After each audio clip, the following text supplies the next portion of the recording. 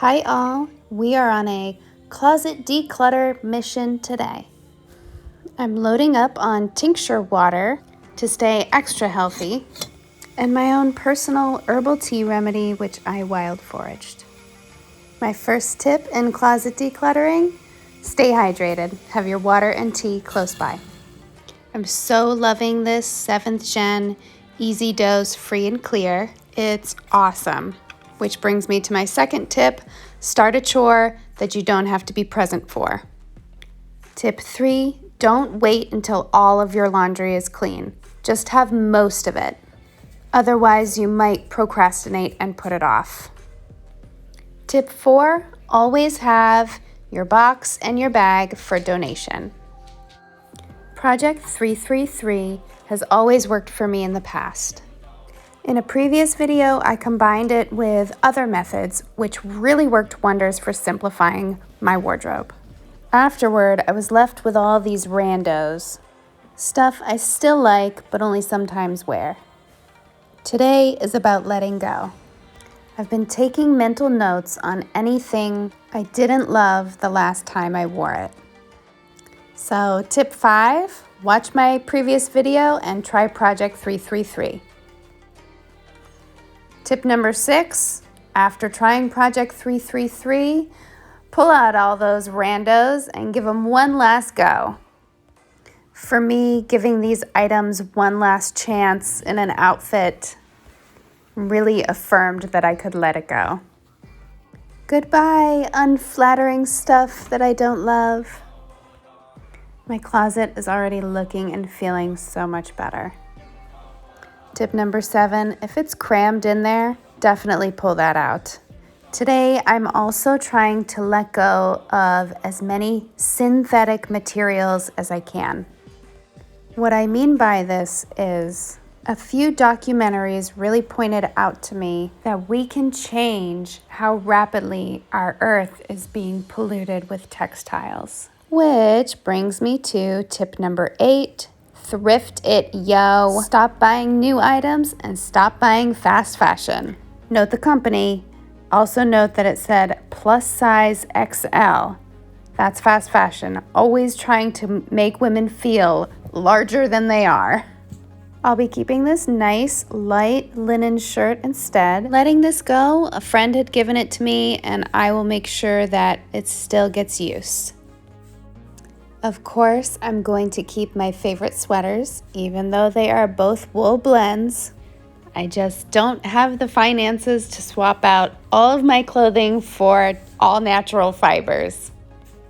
This cozy top was a free box score, and it's 100% cotton. Another free box score, 100% cotton. My current wardrobe is mostly thrifted or from clothing swaps. I have less than 10 items that I purchased new, and that was years ago. That being said, I also feel it's worth saving money to purchase from extremely ethical brands. I have yet to thrift anything organic, but I have found some really great stuff, like this top, which is 100% lyocell, made from wood pulp with minimal impact on the environment. What are some of your favorite biodegradable items and your favorite ethical brands? Let me know in the comments. In the future, I hope to own items from sustainable brands such as the Hemp Temple, Harvest and Mill, Indigo Luna, Gaia Conceptions, and California Cloth Foundry.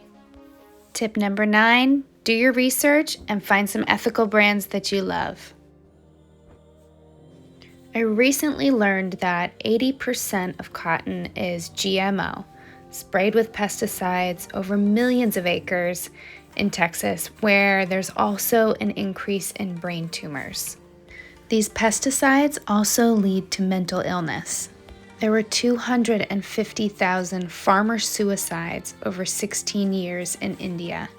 That's one farmer every 30 minutes and is the largest recorded suicides in history. If you haven't seen the documentary, The True Cost, please do. I was shocked to learn that fashion pollution is second only to the oil industry.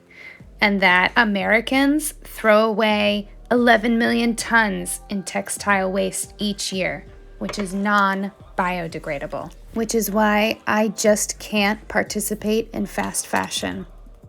It's shameful. Equally shameful is our slave/prison labor in the United States for companies like Victoria's Secret, Eddie Bauer, Microsoft.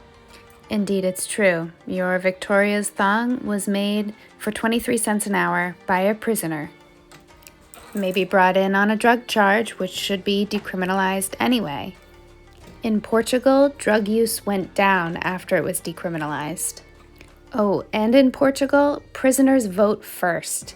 In the United States, prisoners do not vote. Tip number 10, please watch Michael Moore's documentary, Where to Invade Next. It's where I got that information about the slave prison labor. It displays amazing concepts in other countries that the US could adopt, like a 3-week spa retreat that's covered by healthcare, or free university for all with no student debt. Our government has much work to do, and individually, we have much work to do. We can each do our part simply by thrifting. Tip number 11, vote with your dollars. If you must buy new, buy organic and ethical. Do your part to reduce your textile consumption. I definitely feel like I have let go of some synthetic and unnecessary items, but I also feel like I've released a lot of information into the world, and I hope that it is very helpful. Some items I let go of today, I will put out in a free box or donate or sell to a local shop. I'm really enjoying a few new items that I thrifted and scavenged. These wide leg wool pants are so comfortable. Linen dress with pockets, so loving this.